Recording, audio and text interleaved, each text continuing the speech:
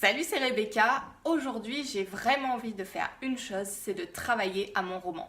Et je trouve ça vraiment génial parce que tous les jours en ce moment, quand je me lève, je me dis waouh, la première chose que j'ai envie de faire, c'est de travailler sur mon roman. Alors, c'est pas toujours possible que ce soit la première chose que je fasse, mais en tout cas, c'est quelque chose que j'ai vraiment envie de faire. Et j'espère que pour vous aussi, c'est quelque chose que vous vous répétez jour après jour en vous disant j'ai envie de travailler à mon roman. Et non seulement envie, mais que vous arrivez à le faire. Alors aujourd'hui, je suis un petit peu crevée, je sais pas vraiment ce que je vais réussir vraiment à faire ou pas.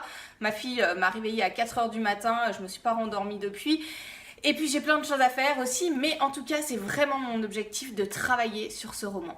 Et hier quand justement j'étais en phase, alors vous savez peut-être si vous me suivez que je suis en phase de toute dernière correction, là c'est vraiment les derniers ajustements avant que j'envoie à mes lecteurs tests pour leur demander leur avis avant de l'envoyer à l'éditeur.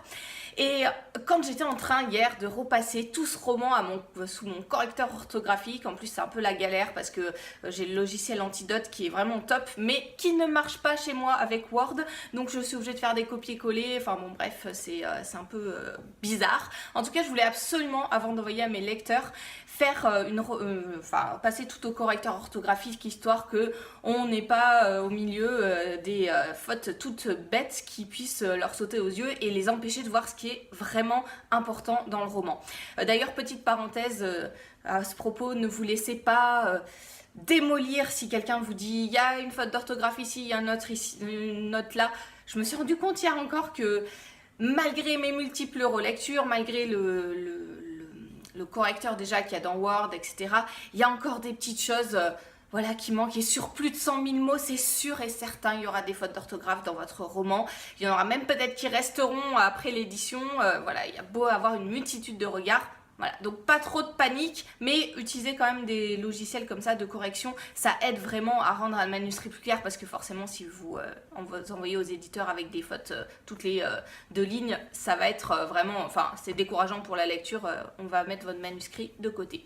Fermons la parenthèse. Alors du coup, je pensais à vous hier, parce que c'était long de repasser tout ce roman sous le correcteur orthographique, tout chapitre par chapitre. Alors j'ai fait la totalité du roman hier, et je me disais, il y a une chose vraiment importante à savoir quand on se lance dans la rédaction d'un roman, c'est que c'est un travail qui prend du temps et qui va prendre beaucoup de temps. Alors ça peut paraître une évidence, mais c'est vraiment important que vous vous disiez ça, parce que quand on sait que quelque chose va prendre du temps, eh bien on s'organise en fonction. Et ce que je vous invite à faire dans votre quotidien, quand vous avez ce projet d'écrire un roman, ou là votre roman en cours d'écriture, c'est de planifier les choses de façon à ce que ça rentre dans votre emploi du temps sans que ça soit quelque chose de lourd, parce que c'est quelque chose qui va durer sur le long terme. Ça sert à rien que par exemple que vous vous fixiez 3 heures d'écriture par jour, vous allez tenir sur quelques jours et puis ensuite vous décourager et laisser votre projet de côté. Il vaut mieux vous fixer un objectif d'écriture plus petit mais régulier, parce que comme ça vous avez tout le temps sous les yeux, vous êtes plongé dans votre roman, ça vous permet d'avancer plutôt que d'avoir des objectifs énormes. Alors bien entendu ça dépend, si vous faites des défis type NaNoWriMo où il faut écrire 50 000 mots en un mois, c'est très bien, mais sachez que la rédaction d'un roman, la rédaction d'un brouillon ne suffit pas sur le travail du roman, et il faut aussi travailler en amont de la rédaction du roman. Après il y a la rédaction, ensuite il y a la correction, ensuite il y a la lecture par des lecteurs tests, je vous conseille vraiment de le faire, la correction finale, l'envoi aux éditeurs, la promotion du livre, c'est quelque chose qui est un véritable travail, et il ne faut pas simplement partir comme ça, se lancer au hasard et se dire je verrai bien ce qu'il arrivera.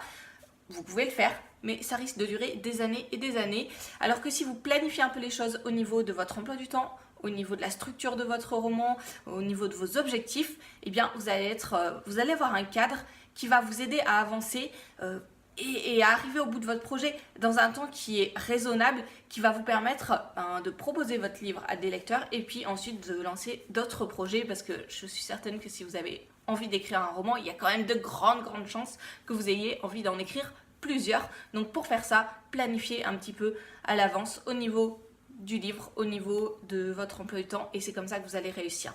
Voilà simplement cette petite vidéo, parce que je pensais à vous hier et j'avais envie de vous partager ça. Franchement, il y a un moment, je me suis dit, mais je vais jamais y arriver. Chaque fois que j'ai l'impression que c'est fini, en fait, je pense à une autre chose à rajouter, un autre type de correction que j'ai pas fait, enfin, des derniers détails à ajuster. Forcément, il y a un moment où il faut se dire stop, c'est bon, j'arrête. Et ça va m'arriver très très vite. Là, j'ai encore 2-3 choses à régler aujourd'hui. Demain peut-être. Et puis ensuite, c'est bon, je vais l'envoyer à mes lecteurs tests parce que voilà, à un moment, il faut dire je laisse. Sinon, on peut passer sa vie à corriger son roman et à ne pas se lancer dans la suite.